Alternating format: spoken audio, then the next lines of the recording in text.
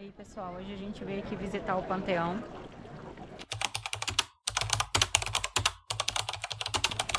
Aqui.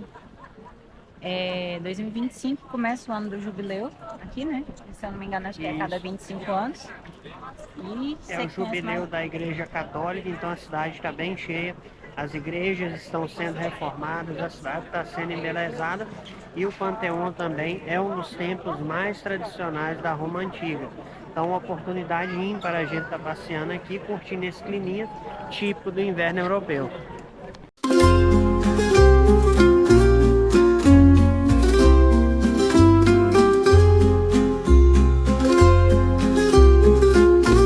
É isso aí, pessoal, nós vamos entrar agora no Panteão, um dos mais tradicionais templos romanos. Depois foi convertido em igreja. Ele era originalmente dedicado a Saturno e já foi a sede da guarda do tesouro romano, onde ficavam armazenadas as riquezas do Estado romano. Esse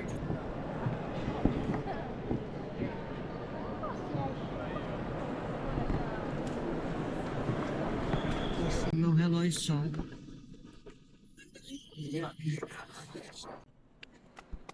Em cima, na parte superior do templo, existe um furo circular no teto, que é um relógio de sol que acompanha a mudança não somente das horas, mas também das estações. O templo é todo circular, seguindo o formato que os antigos templos greco-romanos eram estruturados, ladeado por colunas, aonde a gente vê a estrutura dos pórticos internos eram as dedicações aos deuses romanos, tá? Cada pórtico representava uma divindade, uma dedicação.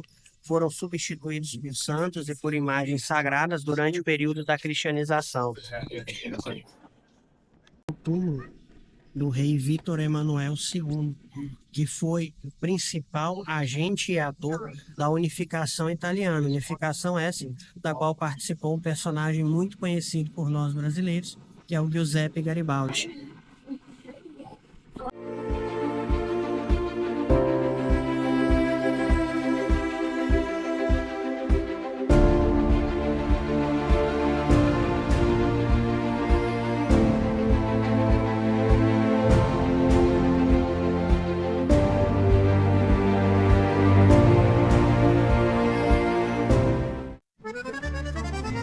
E aí, pessoal, nós estamos aqui na Osteria da Fortunata, uma das mais tradicionais aqui de Roma, próximo do Panteão, tá? É aqui que a maioria das pessoas que tem bom gosto e apreciam uma boa massa, vem comer quando estão fazendo a visita ao Panteão. E eu recomendo demais para vocês. Os pratos que são servidos aqui, principalmente a matriciana que eles servem, que é excelente. Fechou? Pega essa dica. Forte abraço. Bom, chegou a hora de experimentar o verdadeiro gelato italiano. É isso aí, pessoal. Saindo aqui do Panteão e a caminho de ir para a coluna de Trajano, nós resolvemos fazer uma paradinha para experimentar o verdadeiro gelato italiano. Vamos lá.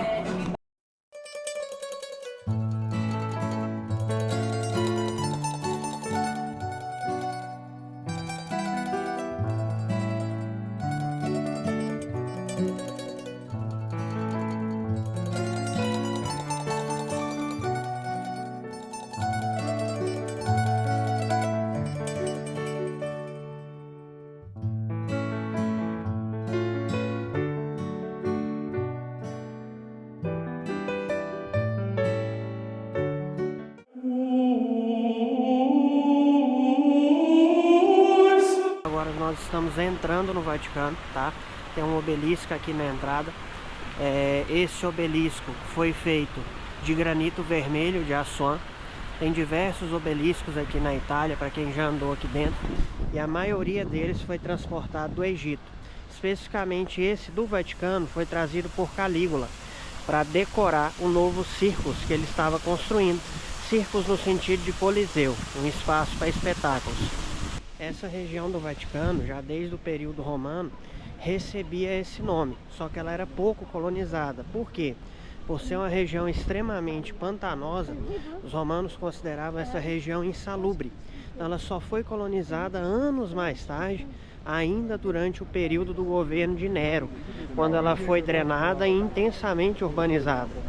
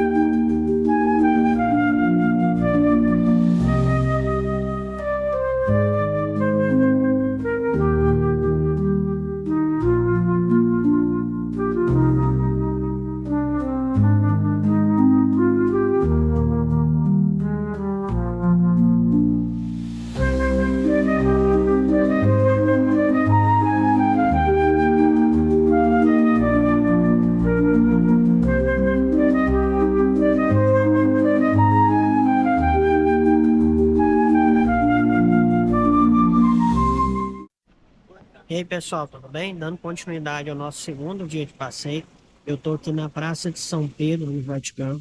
Ali atrás, a Basílica de São Pedro, construída pela primeira vez, ainda sobre o Império de Constantino e expandida por diversas vezes. Esse formato que ela tem atualmente foi concebida para as reformas que foram executadas nos séculos XV e XVI, principalmente sob a égide do Papa Júlio II.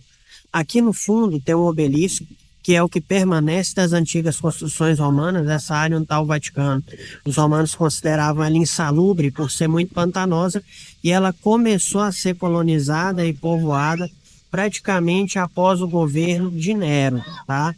E essa inserção do povoamento aqui fez com que há alguns anos Calígula também edificasse com esse propósito o seu circo aqui, chamado de Circo de Nero, que era um segundo coliseu, e o que resta é o obelisco. Por que esse obelisco foi mantido? Para representar simbolicamente o local da crucificação de São Pedro, que acredita ter sido feita aqui nas imediações. Esse obelisco foi trazido do Egito, ele é talhado em granito vermelho de Assuã. E aqui, na Praça de São Pedro, o que é interessante a gente observar? Tudo isso é fruto de construções, reformas e expansões que foram feitos ao longo dos anos. O Vaticano hoje é um dos menores estados do mundo, não passando de cerca de 44 hectares. A Basílica de São Pedro em si tem mais ou menos 2 hectares. Para quem não sabe, o Vaticano já chegou a ser um grande estado organizado, que a gente chamava de estados papais, e durante a unificação da Itália, no governo de Vítor Manuel II, o Vaticano e os estados pontífices perderam grande parte do seu território, que levou um cisma entre a igreja e o estado italiano, que só terminou anos mais tarde com a assinatura do Tratado de Latrão por Benito Mussolini, tá? Pensa, pessoal, o território dos estados papalícios ou dos estados papais era enorme e foi em grande parte expandido durante o governo do Papa Alexandre, principalmente pela mão de seu filho, César Borgia, que é muito famoso nas obras do Nicolau Maquiavel. Pegaram essas dicas? Acompanha a gente, que hoje é só o segundo dia de passeio e ainda tem muito mais. É muita coisa, pessoal, para falar só num vlog. É tanta coisa que é até difícil a gente condensar. Fechou? Um abraço. Pessoal, a Igreja Católica cresceu e se desenvolveu no seio do Império Romano, tá? Que nesse período governava a região da Judéia, onde Jesus Cristo nasceu. Ao longo dos anos, a Igreja foi absorvendo diversos elementos da cultura romana, especialmente o direito. E a Igreja Católica é um dos fatores mais importantes na transmissão para nós do legado que a gente tem de direito romano, em suma, após a incorporação das instituições pontifícias ao Estado romano no governo de Constantino. Muito do que foi preservado até nós vem da Igreja, e a Igreja absorveu, inclusive, grande parte da tradição helenística que os romanos já haviam eleito para parear o seu desenvolvimento cultural.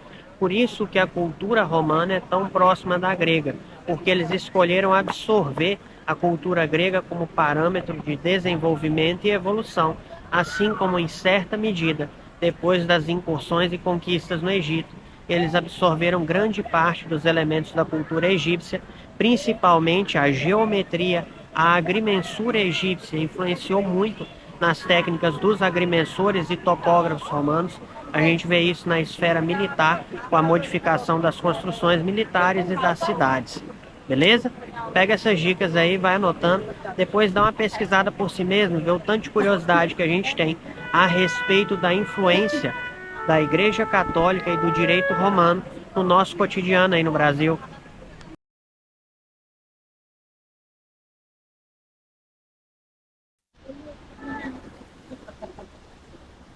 Pessoal, a gente está aqui hoje na Fontana de Trevi. A fonte é mais bonita pessoalmente e hoje a gente teve que chegar muito cedo para tentar pegar ela vazia e ainda assim já tem bastante gente por aqui.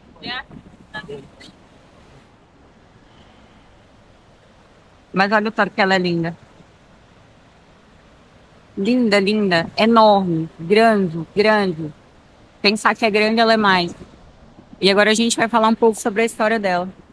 Fala aí, E aí, amor. pessoal, a Fontana de Trevi foi construída na antiga localização da Aqua Vigna, ainda nos tempos de Agripa, e depois foi reformada sucessivamente até que o papado, no século XVIII, fez um concurso para ver quem iria construir uma nova fonte aqui onde se situava a Aqua Vigna. E então o concurso foi ganhado na época por um francês, mas olha só que curioso, o Papa não quis que um estrangeiro executasse essa obra, que tinha medo que ele não fosse entregar o serviço, então ele acabou optando por contratar um italiano para realizar a obra. É interessante que esses aquedutos que distribuem água por toda a cidade são ainda do período romano, porque os romanos consideravam a água parada como insalubre e fator de transmissão de doenças, então eles distribuíam inúmeros aquedutos pela cidade. O pessoal tem água para lavar roupa, eles querem água para consumir, uma água sempre em movimento, uma água sadia, tá? E aí, pessoal, tudo bem? Nós estamos aqui no complexo de Torre Argentina, situado no Campo de Marte, em Roma. Aqui é um complexo de templos construídos majoritariamente durante o período republicano. Ali no fundo a gente tem o Templo dos Lares Pomarinos, virando mais um pouquinho o Templo de Feona, virando mais um pouquinho nós temos o Templo de Fortuna e o Templo de Jorturna. Todos esses templos são um exemplo da glória da arquitetura e da engenharia romana, que iniciou no campo religioso, com a arquitetura religiosa, passou ao campo militar, com a engenharia militar, e depois adentrou o campo da engenharia civil. Olhando aqui é possível compreender o quanto nós herdamos dos romanos, não somente no direito, mas também principalmente na arquitetura e na engenharia. Esses templos construídos durante o período republicano foram pouco preservados, tá? Sofreram muito durante as reformas do período imperial e mais ainda após a cristianização, onde foram feitas sucessivas reformas com o intuito de convertê-los em igrejas, e isso pouco preservou de sua estrutura original, dedicada ao culto dos deuses pagãos. Mesmo assim, é muito interessante a gente observar o que a gente pode contemplar aqui desses templos e da estrutura que foi legada a nós pelos romanos. Vocês podem ver as ruínas das antigas colunas, talhadas em diversas espécies de mármore. Algumas ainda se encontram apoiadas no chão. Esse templo mais circular era o templo dedicado à Fortuna, tá? Aquele templo que a gente vê ali mais à esquerda de quem está assistindo o vídeo, Templo dos Lares Pomarinos, o Templo de Feona, tá? E aquele ali no canto, o Templo de Joturna, um templo mais angular, no formato de quadrilátero oblongado. A conversão desses templos em igrejas, como eu já falei com vocês, acabou por provocar uma deterioração intensa, porque eram removidas as pinturas e imagens relacionadas ao paganismo. Outra coisa importante é vocês apagarem da mente essa imagem de que todos os templos e as construções romanas, de que eles seriam majoritariamente brancos, tá? Não era. Os mármores eram pintados e ricamente pintados. Quanto mais pintados, mais eles ostentavam a riqueza e a fortuna das pessoas que haviam financiado esse tipo de construção, tá? Só que com o tempo essas tintas, essas pinturas acabaram se deteriorando e o que restou foi somente a superfície marmórea. E anos mais tarde, no período do Renascimento, os artistas acabaram por se apaixonar pela beleza do mármore branco e manter esse padrão. Continua acompanhando a gente aí, que isso é só mais uma parte do que a gente vai comentar aqui no nosso vlog. Eu vou falar muito para vocês de direito romano quando a gente for fazer a visita ao fórum. Lembrando que o fórum romano não é a mesma coisa que um fórum hoje em dia. A palavra fórum, o ambiente do fórum, tinha um significado completamente diferente para eles. E daqui a pouquinho nós vamos dar um pulo lá no palácio conhecido como Castel de San Angelo, que funcionou como mausoléu, depois como fortaleza militar e hoje como museu. Fechou?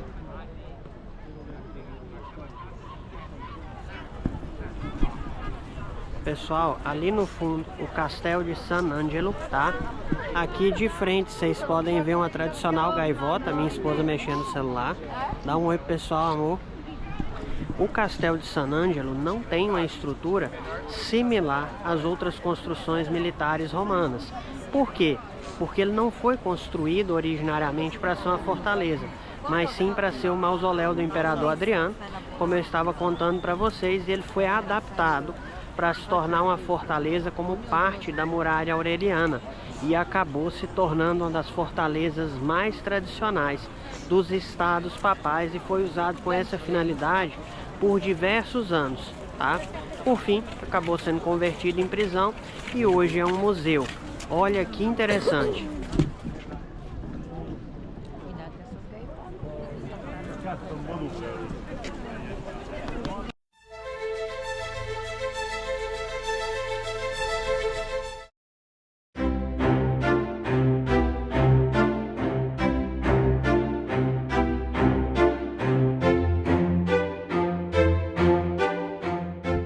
E aí pessoal, tudo bem? Nós estamos aqui no Fórum de Trajano, ao norte do Fórum Romano e próximo do Monte Quirinal. Essa que vocês estão vendo aqui no fundo é a coluna de Trajano, construída como um monumento de triunfo militar para celebrar as vitórias nas guerras contra os dácios. Trajano foi considerado um dos 5 bons imperadores, governou de 98 a 117 depois de Cristo e a coluna foi construída em 113. Ele era um exímio cavaleiro militar e conseguiu sua ascensão na milícia romana durante o governo de Domiciano, tá? Eu vou filmar aqui de frente para vocês verem. A coluna é enorme, ao redor dela todos esses entalhes representam um trailer, um resumo da história das guerras contra os dácios, no qual os romanos foram vitoriosos. No cume da coluna, originalmente havia uma águia, símbolo do Império Romano. Depois ela foi substituída pela figura do imperador Trajano e por fim, no período papal, pela estátua de São Pedro. E essas ruínas que vocês estão vendo aqui no fundo são as ruínas do Fórum de Trajano. Lembrando que fórum para os romanos não assumia o mesmo significado que essa palavra assume para a gente, tá? Fórum era uma coisa bem diferente, nós vamos falar disso quando eu estiver no Fórum Romano fazendo as gravações. Eu faço questão que vocês acompanhem para conhecer um pouco mais dessa história. E aí pessoal, tudo bem? Olha que curioso, eu estava mostrando a Amanda agora, lá em cima as decorações no cume das colunas, próximo do capitel. Os capitéis todos seguindo o estilo arquitetônico coríntino, um estilo mais leve e em mármore branco. Alguns eram ricamente pintados durante o período do Império Romano, tá? E durante o período republicano, quando eles foram edificados, mantendo essa tradição. Depois parou-se de efetuar essas pinturas, por quê? Porque durante o Renascimento o pessoal passou a apreciar a cor branca do mármore. Todas essas colunas tinham o cimo dos capitéis delas em mármore branco, ricamente adornado. A base também, como vocês podem ver aqui, era em mármore branco. Esses tijolinhos que vocês estão vendo não são originais, tá? Isso aí são das sucessivas reformas que o Fórum de Trajano passou por elas para preservar o máximo possível sua estrutura original. A gente tem que lembrar que além das inúmeras guerras internas que a Itália sofreu, a gente ressalta as invasões bárbaras com a queda do Império Romano do Ocidente em 476, as guerras de unificação que a Itália passou, a Primeira e Segunda Guerra Mundial também, isso aqui ainda está preservado. Um exemplo e uma lembrança do esplendor e da glória do Império Romano, preservada até os dias atuais, um exemplo de resiliência, de perseverança, de como a cultura e as tradições romanas, além de estar presente no nosso direito, na nossa arquitetura, na nossa engenharia, ainda resiste nas obras que eles edificaram, não pensando no presente, mas sim no futuro das gerações que viriam.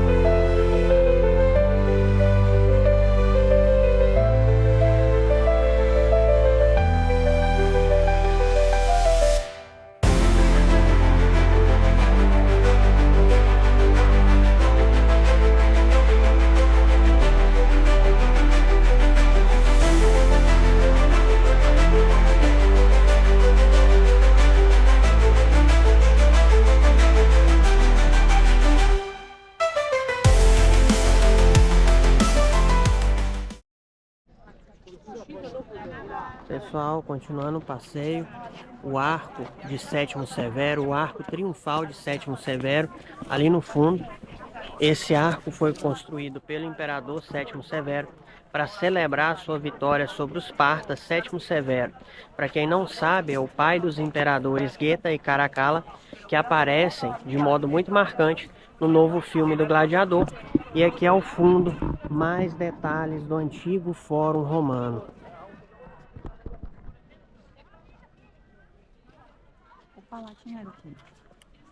O Palatino era uma das 7 colinas sobre as quais foi fundada originalmente a cidade de Roma, dentre as quais se destacam a colina Palatina, a colina Quirinal, dentre outras. A Palatina era a sede do governo romano, primitivamente ainda no período do reino romano, antes da transição ao período republicano.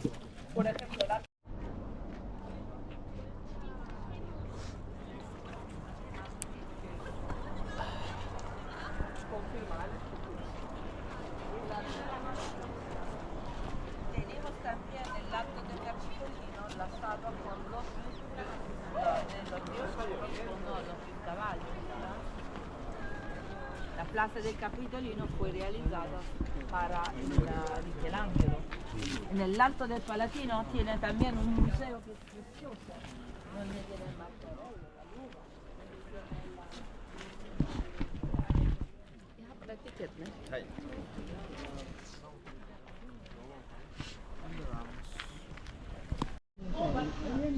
Pessoal, aqui no fundo a fonte de Joturna, ainda bem preservada, aquela que eu mostrei para vocês ali, tá? Ela marca o local onde tradicionalmente Castor e Pólux, os dois gêmeos divinos da mitologia romana, teriam sido vistos dando água a seus cavalos após a batalha vitoriosa dos romanos contra os latinos. Castor e Pólux tradicionalmente eram cultuados pela cavalaria romana como símbolos de coragem e, acima de tudo, honradez em combate.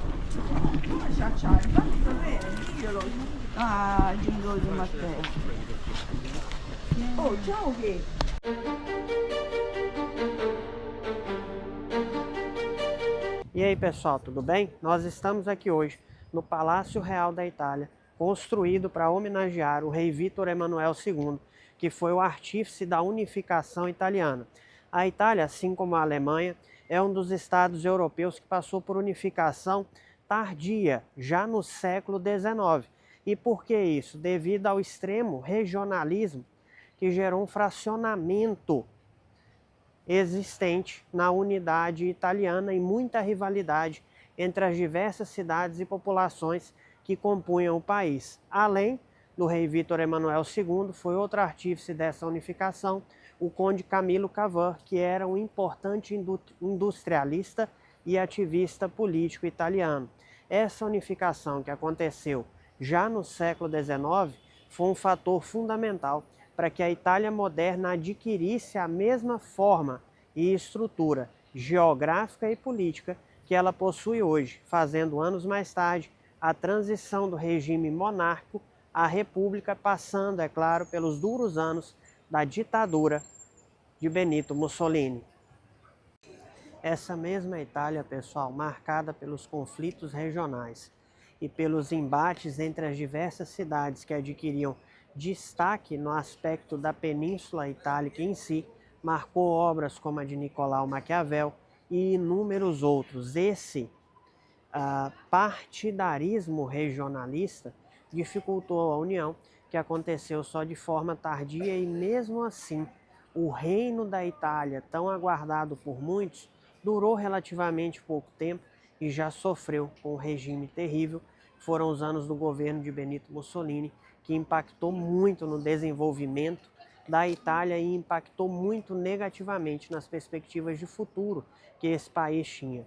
Aqui nós temos um exemplo do esplendor e da glória que o reino italiano prometia ao mundo e dos anos duros que se seguiram. Nesse monumento, nós vamos ver gravado nas duas colunas dos pórticos superiores: Patria venitas tivium libertas. A pátria vem para libertar os cidadãos, que é aquilo que o povo mais esperava. Finalmente, a unificação nacional, a paz, a segurança e a estabilidade.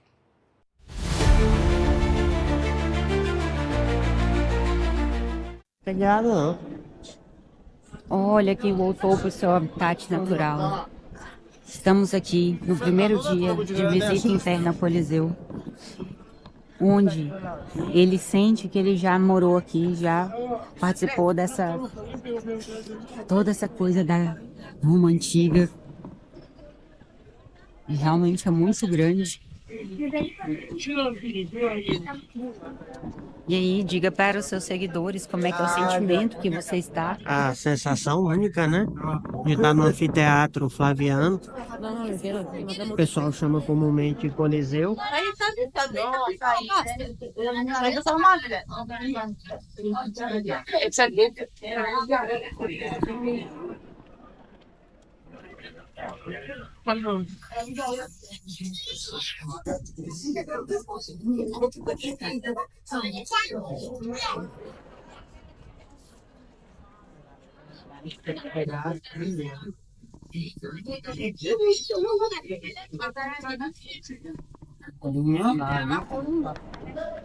O que você está achando?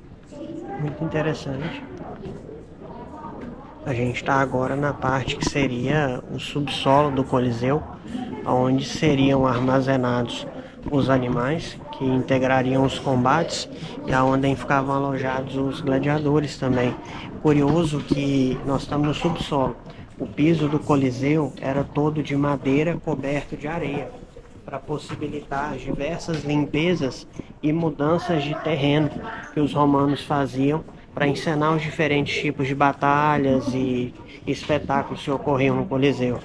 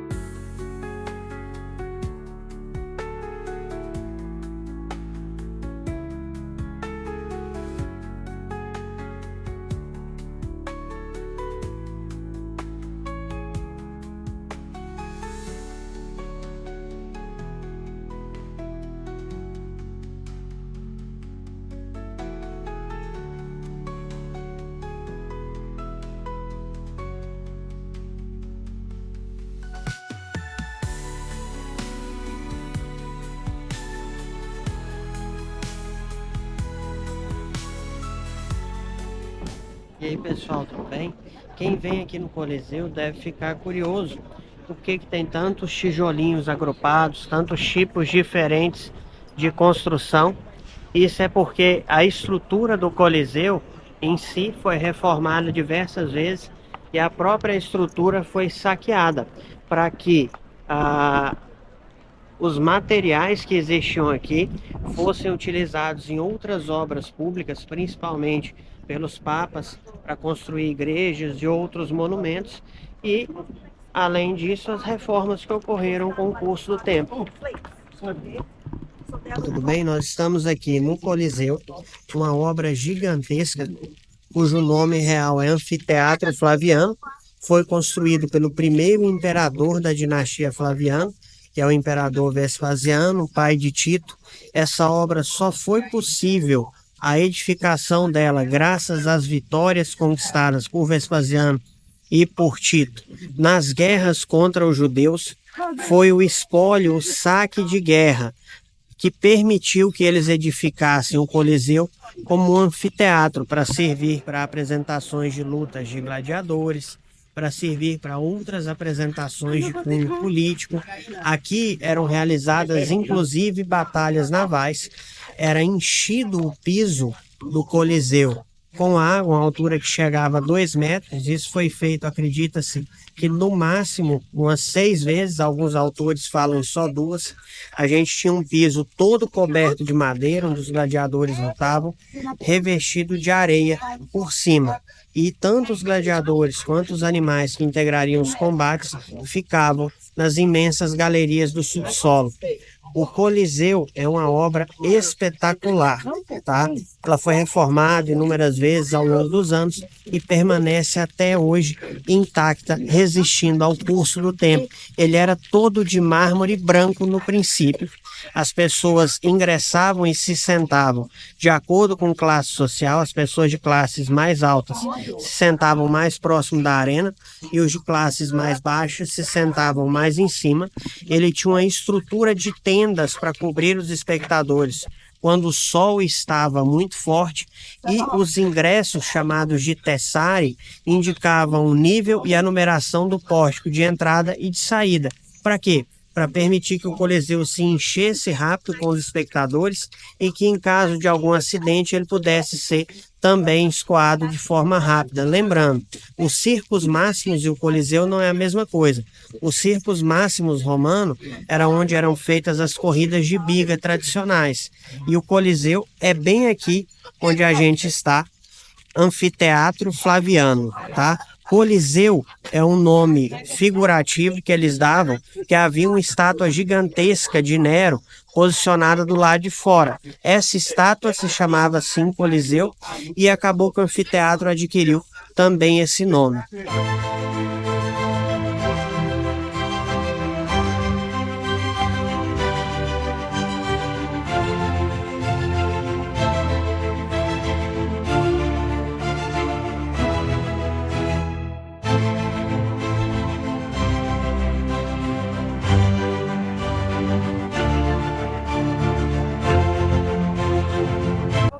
Se eu não me engano, acho que aqui é o Palatino agora, né? É. Aqui nós estamos no Palatino, que é a coluna onde foi fundada Roma, segundo a mitologia.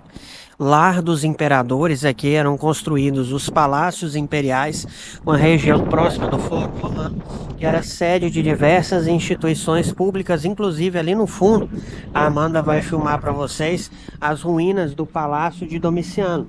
Domiciano foi um imperador que treinou nas artes da guerra Trajano, que é aquele imperador que construiu a coluna em honra das guerras executadas com sucesso pelos romanos contra os dácios. Vocês vão lembrar que a gente já falou desse assunto aqui antes. Otávio Augusto. E aí, pessoal, aqui era o templo de culto doméstico de Otávio Augusto, Príncipes Maximus romano, o considerado primeiro imperador de fato, que fez a transição da Roma republicana. César inaugurou uma ditadura perpétua e ele fez a transição para o status imperial, muito embora ele nunca tenha aceitado em si o título de imperador, somente o de Princeps, que significava primeiro cidadão e perpétuo defensor do Estado romano.